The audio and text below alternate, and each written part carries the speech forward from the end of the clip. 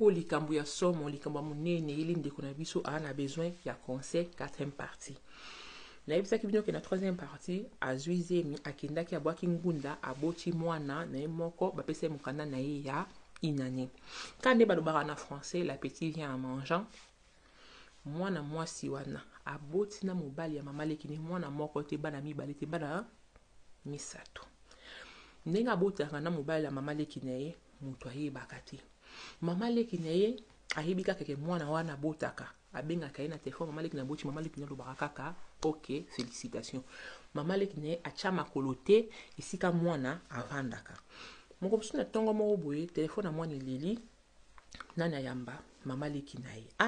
nazoya kotala na bana mwana abi ok atindeli adresse mama leki na ya bandeko nanga aya penza na kanda ya ayela biloko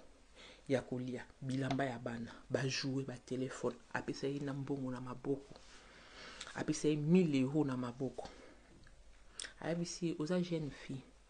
bano ba bakoko nanga soko na posa ko voyager so oza na posa ko tambola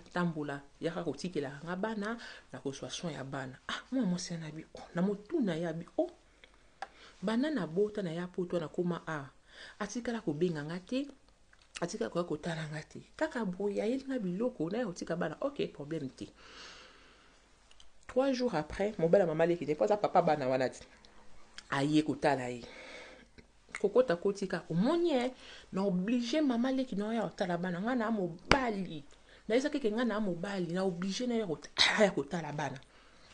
mona na mosabi obligé mama leki ya kotala bana nazo comprendre te donc mama leki ayebi ke bana oyo nga na bota na yo mobala bite ayebi te bon ndenge nini obligé aya kotala bana tika nga oza pe muta ben compréhension tika nga mobali wana akimi na ye question